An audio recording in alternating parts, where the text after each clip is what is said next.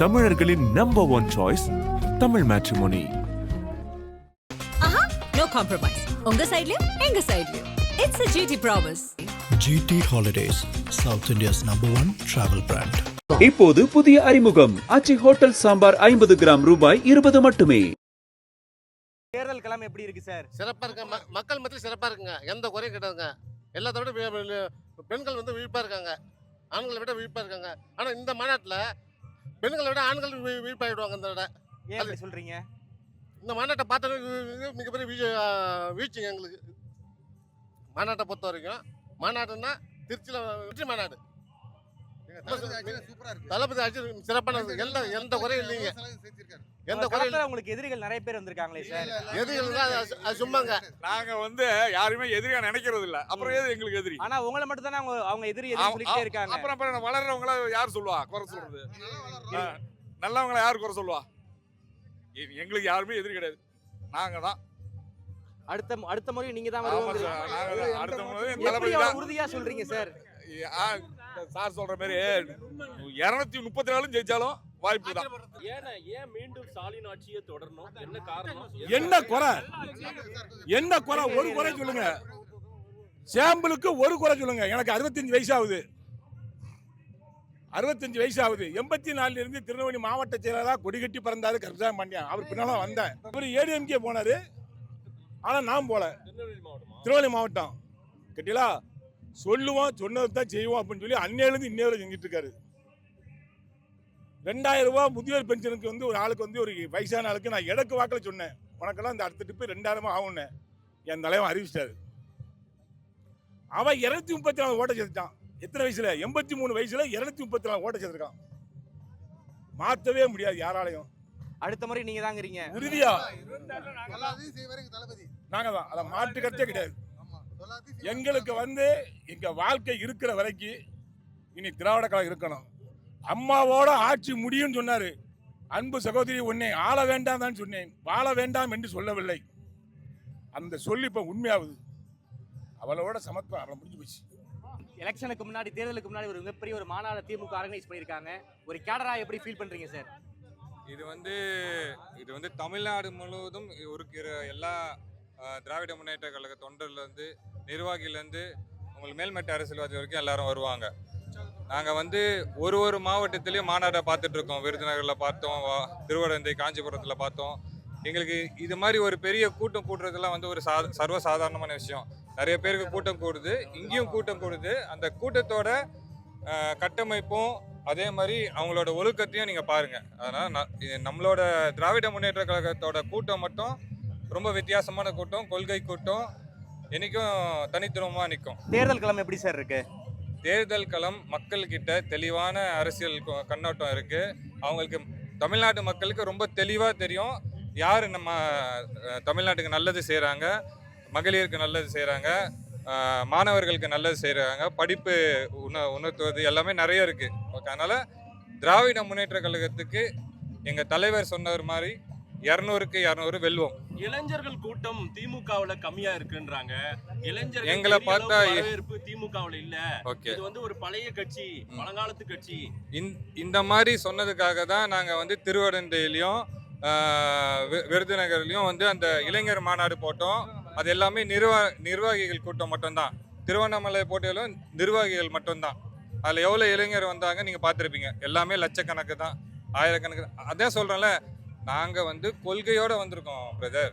நாங்கள் வந்து இந்த திரைக்கவர்ச்சியை நம்பி வரல. ஓகேவா? திரையில் ஒருத்தரை பார்த்துட்டு நாங்கள் வரல. நாங்கள் வரது அண்ணாவை பார்த்து, கலைஞரை பார்த்து, தலைவர் முத்துவேல் கருணாநிதி ஸ்டாலினை பார்த்து வரோம். அதனால் எங்களுக்கு இந்த திரைக்கவர்ச்சிலாம் தெரியாது. திமுக ஒரு 3 காரணம் சொல்லுங்க, ஏன் மீண்டும் திமுக வரணும், மீண்டும் தொடரணும் ஆட்சி? நீங்கள் சாதாரணமாக எடுத்துங்க ஜி. அடிப்படை சேவை. இப்போ நாங்கள் காஞ்சிபுரம் மாவட்டம், எங்களோட அமைச்சர் தாமோ அன்பரசன், எங்கள் தொகுதியிலே நாங்கள் என்ன பண்ணியிருக்கோன்றதை மட்டும் சொல்கிறோம். ஓகேங்களா? அடிப்படை அனைத்து எங்கள் 10 ஊரில் பார்த்தீங்கன்னா ஆலந்தூர் தொகுதி எங்களோட தொகுதி, அமைச்சர் தொகுதி. அந்த தொகுதியில் மட்டும் பார்த்தீங்கன்னா 10 ஊர்லேயும் வந்து எல்லா ரோடு வசதியும் செஞ்சு கொடுத்துருக்கோம். 95% வந்து ரோடை முடிச்சிட்டோம். அதே போல் சமுதாய கூடம், அதுக்கப்புறம் வந்து நிறைய பண்ணிக்கிட்டு இருக்கோம். ஓகேங்களா? ஒரு ஒரு இடத்துல வந்து தண்ணி நல்லா இல்லை. ஐயப்பாத்தாங்கல் அந்த மாதிரி சரௌண்டிங்லாம் தண்ணி நல்லா இருக்காது. அங்கே வந்து அமைச்சர் வந்து ஆர்ஓ பண்ணி கொடுத்துருக்காரு. ஓகேங்களா? அந்த மாதிரி அடிப்படை தேவை நிறைய பூர்த்தி செஞ்சுருக்கோம். அதே மாதிரி 1.5 லட்சம் பேருக்கு வந்து அமைச்சர் வந்து பட்டா வழங்கியிருக்காரு. அது வந்து சாதாரண விஷயம் இல்லை. உங்களுக்கு ஒரு பட்டான்றது ஒரு பெரிய கனவு. உங்களோட இல்லத்தில் ஒரு ஒரு ஒரு மனையில் வந்து உங்களுக்கு ஒரு பட்டா கிடைக்கிறது வந்து ரொம்ப ரொம்ப பெரிய விஷயம். அந்த மாதிரி நாங்கள் சொல்லிட்டே போகலாம், அடிக்கிட்டே போகலாம். நீங்கள் 3 தான் கேட்டீங்க, நான் 10 கூட சொல்லுவேன். ஓகேங்களா? களத்துல உங்களுக்கு எதிரிகள் அதிகமா இருக்காங்களே சார், எப்படி அவங்களை ஹேண்டில் பண்ண போறீங்க? இன்னைக்கு மட்டும் இல்லைங்க, எல்லா தேர்தல்லையும் திமுகவை எதிர்த்து தான் எல்லாரும் அரசியல் பண்ண முடியும். மற்ற கட்சிகளை எதிர்த்து அரசியல் பண்ண முடியாது. திமுகவை எதிர்த்து மட்டும்தான் அரசியல் பண்ண முடியும். ஏன்னா திமுக தான் ஆலமரம். ஆலமரத்தில் நீங்கள் வந்து போட்டால் தான் நீங்கள் வந்து இருக்கீங்கன்னு காட்ட முடியும். சில பேர் காட்டுறாங்களா? இப்போ சுய ஒழுக்கம் கூட இல்லாத நிறைய பேர் இருக்காங்களே, அந்த சுய ஒழுக்கம் கூட இல்லாததை அவங்க வந்து அதுக்கு கூட முட்டு கொடுக்குறாங்க. ஓகேங்களா? அதுக்கு கூட முட்டு கொடுக்குற ஆள் வந்து எப்படி அந்த மாதிரி கூட்டத்தை வந்து நம்ம என்ன மாதிரி மனநிலைன்னு புரியலைங்க எனக்கு. சீரியஸாக சொல்கிறேன். அது என்ன மாதிரி மனநிலை, என்ன மாதிரி ஒரு கூட்டம், அவங்களாம் எதுக்கு அந்த தலைவரை தேர்ந்தெடுக்கிறாங்கன்றது தான் புரியல எனக்கு. சொல்லுங்க, இப்போ திருச்சியில் மாநாடு நடக்கு, எப்படி பார்க்குறீங்க? ரொம்ப மகிழ்ச்சியாக இருக்குது. இது பார்க்குறதுக்கு ரொம்ப சந்தோஷமாக இருக்குது. நம்ம தலைவர் வந்து நல்லா செய்திருக்கிறார். மகளிருக்கெல்லாம் நிறைய செய்திருக்கிறாரு. இந்த 1000 ரூபாய் உதவித்தொகை கொடுத்துருக்கிறார். ரொம்ப சந்தோஷமாக இருக்குது. அப்புறம் இந்த பஸ்ஸு விடியல் பயணம் கொடுத்துருக்குறாரு. இந்த ஆட்சி நல்ல ஆட்சியாக இருக்குது. மகளிருக்கு ரொம்ப பயனுள்ள ஆட்சியாக இருக்குது. மறுபடியும் இந்த ஆட்சி தான் வரணும்னு நாங்கள் எல்லாரும் ஆசைப்படுறோம். சரி, இப்போ இந்த ஏற்பாடெல்லாம் பார்க்குறீங்களா, எப்படி இருக்குது? இந்த ஏற்பாடெல்லாம் பார்க்கும்போது கடல் மாதிரி நல்லா ஒரு ரொம்ப சந்தோஷமாக இருக்குது. பார்க்கவே ஒரு சந்தோஷம், மகிழ்ச்சி, ஒரு பேரின்பமாக இருக்குது. ஜனம் வந்து அலைக்கடல் போல் திரள்றாங்க. நாங்களும் சென்னையிலேருந்து வந்திருக்கிறோம். ரொம்ப மகிழ்ச்சியாக இருக்குது, சந்தோஷமாக இருக்குது. உங்களுக்கு எதிரின்னு இப்போ சொல்லிட்டு ஒரு புது கட்சி வந்திருக்கேன், உங்களுக்கு என்ன சொல்கிறீங்க? அந்த கட்சியே வேஸ்ட்டுங்க. அந்த கட்சி சொல்லவே தகுதி இல்லாத கட்சி. அந்த கட்சி இல்லாததான் போகுது. அந்த கட்சியை பற்றி பேசவே விரும்பலை. அப்போ 2026 மீண்டும் உங்கள் ஆட்சி? மீண்டும் எங்கள் ஆட்சி தான் கண்டிப்பாக. 2026 எங்கள் ஆட்சி தான் மலரும்.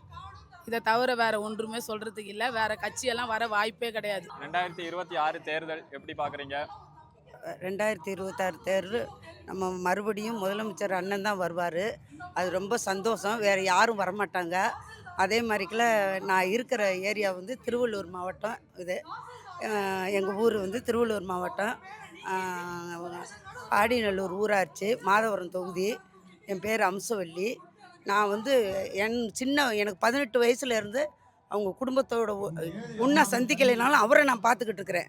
மக்களுக்கு நல்லா செஞ்சுக்கிட்டு இருக்காரு. ஏழை மக்களுக்கு 1000 ரூபா கொடுக்குறாரு. அது பெரிய விஷயம். 2வது மாதம் ஒரு 1000 ரூபா போடுறதை விட்டுட்டு அது அவங்களுடைய காசு, அவங்களுடைய ஏம்ட்டு காசுன்றாங்க கிடையாது. அவர் கொடுக்கறதுக்கு அவருக்கு மனசு இருக்குது, அதை கொடுக்குறாரு, நம்ம வாங்குகிறோம். அதே மாதிரி அவருக்குள்ள மனசு காலையில் சத்துணவு போடுறாரு பசங்களுக்கு, இலவச பசு கொடுக்குறாரு. மற்றபடி ஏழை குழந்தைங்களுக்கு துணிமணி கொடுக்குறாரு. அதே மாதிரி எங்கே எல்லாருக்கும் காலை உணவு திட்டம் எல்லாருக்குமே 3000 ரூபா போட்டு கொடுத்தாரு. இந்த மக்கள் கஷ்டப்படுவாங்களே, 1000 ரூபா போட்டுக்கிட்டு இருக்குமே, அப்புறமா போட்டால் ஜெயிக்கலை அதனால் இவர் போடலை அப்படின்னு சொல்லுவாங்க, அப்படின்னு நினைப்பாங்க. அவர் தான் வருவார் மறுபடியும் 2026 அந்த 5000 ரூபா போட்டார். அது யாரும் செய்ய மாட்டாங்க. எல்லாரும் நான் செய்கிறேன்றாங்கல்ல. முதலமைச்சர் என்ன பண்ணிக்கிட்டு இருக்காரு? நாங்கள் போய் அங்கே காப்பாற்றுறோம், நாங்கள் போய் இங்கே காப்பாற்றுறோம். அதை இவங்க போய் செய்ய வேண்டியதானே. மக்களோட மக்களாக இருக்க வேண்டியதானே. முதலமைச்சர் மக்களோட மக்களாக இருக்கிறாரு. எப்போவுமே எங்களோட தான் இருக்கார்.